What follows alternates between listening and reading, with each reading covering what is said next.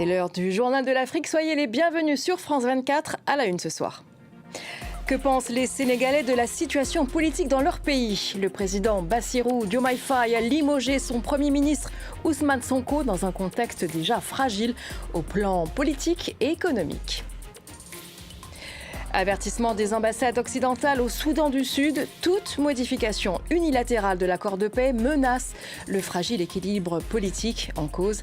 Des amendements controversés portés par le camp du président Salva Kiir qui pourraient raviver les tensions.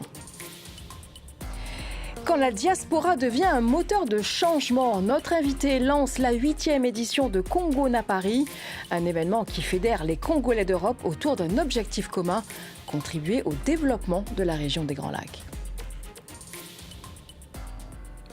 L'actualité nous amène au Sénégal avec cette rupture politique qui semblait inévitable. Après des mois de tension, le président Bassirou Diomaye Faye a limogé son Premier ministre Ousmane Sonko et dissout le gouvernement.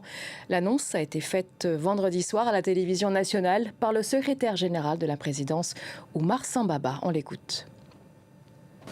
Le président de la République, son Excellence Bassirou Diomaye Diakhar Faye, a mis fin aux fonctions de M. Ousmane Sonko, Premier ministre, et par conséquent à celles des ministres et secrétaires d'État membres du gouvernement.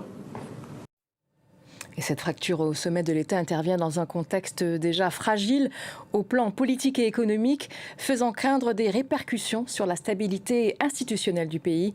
À Dakar, les réactions sont contrastées. Le reportage de nos correspondants Simon Martin et Iliman Dao. Devant le domicile d'Ousmane Sonko, ce samedi, à la cité Keur Gorgui, à Dakar, ces militants sont venus témoigner leur solidarité au désormais ex-premier ministre du Sénégal. C'est elle qui a passé la nuit hier ensemble avec nous. Ils sont nombreux à être dans l'incompréhension et le ressentiment après le limogeage du chef du PASTEF, le parti majoritaire à l'Assemblée nationale. Le président a trahi le projet que nous avons porté et nous avons vendu aux Sénégalais. Je le dis haut et fort, il a trahi. Je suis surprise par la tournure des événements. J'ai passé la nuit ici, devant la maison de Sonko. On se battra pour faire de lui notre président en 2029. À l'université Cheikh Anta Diop de Dakar, les avis sont plus contrastés. Le campus a été l'un des cœurs névralgiques de la contestation contre l'ancien président Macky Sall entre 2021 et 2024, avec des étudiants en première ligne pour propulser Sonko et Diomaye au pouvoir. Aujourd'hui, beaucoup d'entre eux sont désabusés. On n'est pas là pour défendre Sonko ni pour défendre Diomaye Faye. Ils sont là uniquement que pour leur propre intérêt. Diomaye est le président du Sénégal, donc il a le droit de prendre des décisions. L'amitié avant tout. L'amitié avant tout, ils sont amis. La politique ne devrait pas les diviser. Le Sénégal est plongé depuis ce vendredi dans la cohabitation politique. Bassirou Diomaye Faye, chef de l'exécutif, Ousmane Sonko, leader de la majorité parlementaire. Une situation aux conséquences multiples, selon ce juriste, membre de la société civile. Les conséquences les plus sérieuses, c'est au plan institutionnel. C'est-à-dire quand effectivement on va avoir peut-être face à face l'exécutif et le législatif. C'est la guerre fratricide qu'il faut éviter dans la durée, parce que le pays ne serait pas gouvernable.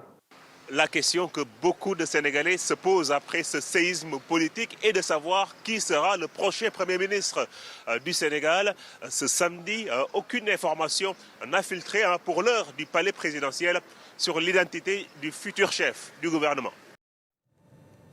Et dans ce climat politique tendu, une note positive. Mohamed VI a accordé sa grâce aux supporters sénégalais détenus au Maroc après les violences survenues lors de la finale de la CAN 2025 à Rabat. Le roi invoque une décision prise pour des raisons humanitaires à l'occasion de l'Aïd. 3 Sénégalais avaient déjà été libérés en avril après avoir purgé leur peine de 3 mois. Et cette grâce royale devrait désormais concerner les 15 supporters encore détenus. Rabat qui souligne un geste fort, symbole de la solidité des relations d'amitié entre les deux pays.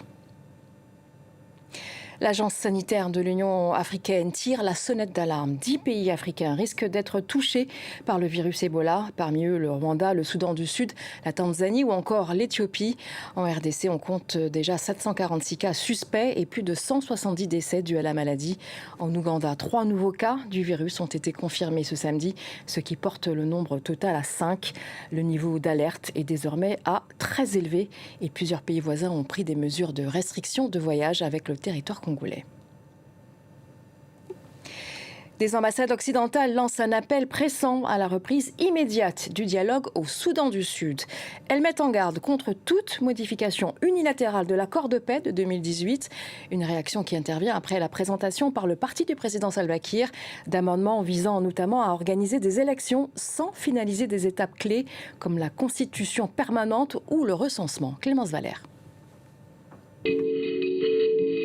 Une tentative de modification du traité de paix sud-soudanais qui ne passe pas auprès de la communauté internationale. Le 19 mai, près d'une vingtaine d'ambassades, dont celle de la France, des États-Unis et du Royaume-Uni, ont lancé un appel à un retour au dialogue entre le président Salva Kiir et le vice-président Riek Machar, actuellement assigné à résidence. Dans un communiqué, elles mettent également en garde le camp présidentiel contre toute tentative de modification unilatérale de l'accord de paix de 2018. L'accord de paix reste le fondement de la légitimité du gouvernement de transition du Soudan du Sud. Toute modification unilatérale de cet accord est contraire à sa lettre et à son esprit et ne permettra pas d'instaurer la paix au Soudan du Sud. Nous appelons à une reprise immédiate du dialogue entre toutes les parties à l'accord de paix. Le 11 mai, le camp présidentiel a présenté au Parlement sud-soudanais des propositions d'amendement au traité de paix. Parmi les changements proposés figure l'abrogation des dispositions établissant la primauté de l'accord sur toute autre législation. Le SPLM-IO, dirigé par Riek Machar, a rejeté les modifications proposées. Le bureau politique prend acte et soutient la position adoptée aujourd'hui par les députés du SPLM-IO à l'Assemblée législative nationale de transition, qui ont refusé de soutenir le projet de loi visant à abroger définitivement l'accord. La crise survient alors que les tensions entre le camp de Salva Kiir et de Riek Machar sont au plus haut. 47 membres du parti SPLM-IO ont été limogés la semaine dernière par le chef d'État pour avoir protesté contre le projet de loi. Et les combats entre les deux factions ont repris dans certaines zones du pays, une situation qui fait craindre un effondrement progressif du processus de paix. Le ministre rwandais des Affaires étrangères a fustigé la réticence de l'Union européenne à financer ses troupes au Cabo Delgado, région gazière en proie à une insurrection. Kigali traitera donc désormais en direct avec le Mozambique. Maputo aurait d'ores et déjà obtenu les financements pour sécuriser la mission des 6000 soldats rwandais déployés. Les détails avec Aurore Bayou. Le Rwanda a décidé de se passer des financements européens pour sa mission militaire au Mozambique. Le ministre rwandais des Affaires étrangères a affirmé que Maputo avait déjà sécurisé les fonds nécessaires pour poursuivre cette coopération, dont les modalités sont toujours restées confidentielles. Jusqu'ici, la mission était en partie financée par l'Union européenne à hauteur d'environ 39 millions d'euros, soit une somme estimée à moins d'un cinquième du coût total pour Kigali. Mais les tensions autour du rôle du Rwanda dans l'est de la RDC ont rendu le renouvellement de ce soutien très incertain. Le ministre a dénoncé une politisation irrationnelle de l'aide européenne par certains États membres, alors même que cette intervention bénéficie, selon lui, aux intérêts économiques européens. Déployées depuis 2021 à la demande de Maputo, les troupes rwandaises combattent une insurrection affiliée au groupe État islamique. Leur présence a contribué notamment à la relance du projet gazier de Total Energy, estimé à 20 milliards de dollars. Kigali revendique également un succès humanitaire, affirmant avoir permis la réouverture des écoles et des commerces locaux. Plusieurs analystes estiment toutefois que des attaques continuent de se produire dans la région. Alors que la RDC est en alerte face aux résurgences d'Ebola, la mobilisation des diasporas africaines devient un enjeu clé. À Paris, Charlotte Kalala défend depuis plusieurs années une diaspora engagée, capable de créer des ponts entre l'Afrique et l'Europe. Et à travers son initiative Congo Na Paris, dédiée à la valorisation et au développement du bassin du Congo. Et elle est venue nous en parler. Alors le salon socio-économique et culturel Congo Na Paris est dans sa 8e édition. Ça va bientôt faire 10 ans. L'année prochaine, ça fera 10 ans qu'on a lancé un salon qui se veut être un rendez-vous incontournable pour les Congolais, mais aussi pour les amis du Congo. On voulait montrer un autre regard du Congo, créer des connexions, montrer un Congo fort, résilient. Parce qu'il n'y a pas que Ebola et exactement, c'est ce que j'allais dire. Je pense qu'il y a beaucoup d'informations qui sont négatives, mais aussi parfois réelles sur le Congo. Et nous, on a décidé de mettre les projecteurs sur le positif. Alors, on parle souvent, notamment, des transferts d'argent de la diaspora, puisqu'on parle au niveau économique. La Banque mondiale a donné ce chiffre vertigineux de 100 millions de dollars, de 100 milliards, pardon, de dollars transférés, ne serait-ce qu'en 2024.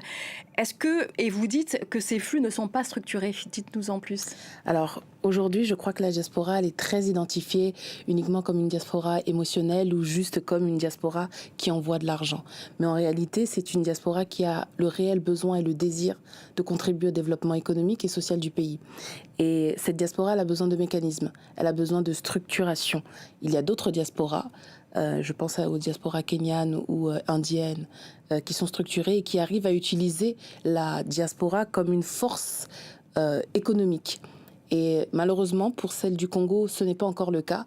Et cette initiative comme Congo na Paris a pour objectif de montrer que c'est possible, qu'il y a des hommes et des femmes qui ont la capacité de contribuer directement au PIB, de contribuer directement au développement du pays dans tous les secteurs d'activité.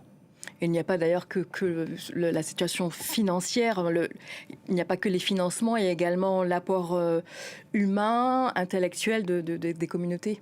Tout à fait. Je crois que la diaspora est une force parce qu'elle permet de créer des ponts, elle permet d'avoir accès à des nouveaux marchés, elle crée des connexions culturelles, économiques, intellectuelles, humaines, comme vous venez de le dire.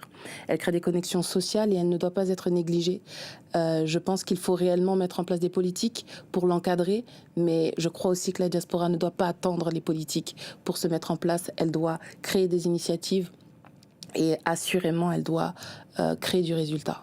Et vous dites qu'il faut construire le pays. Alors, je vais essayer de prononcer correctement Tongamboka. Exactement. Vous vous mobilisez pour la RDC, mais également pour toute la région des Grands Lacs. Alors, on se mobilise pour la RDC et le Congo-Brazzaville également, et la région des Grands Lacs. Aujourd'hui, c'est une région qui est sous tension, et on aimerait être de cette génération qui n'est pas dans la division. On veut plutôt être dans le rassemblement. Je crois que la diaspora peut avoir un rôle à jouer dans la crise des Grands Lacs. Et je crois que les échanges de nos générations, des jeunes générations, peuvent donner un avenir prometteur pour demain. Et voilà, c'est ainsi que nous refermons notre journal de l'Afrique. Merci de l'avoir suivi.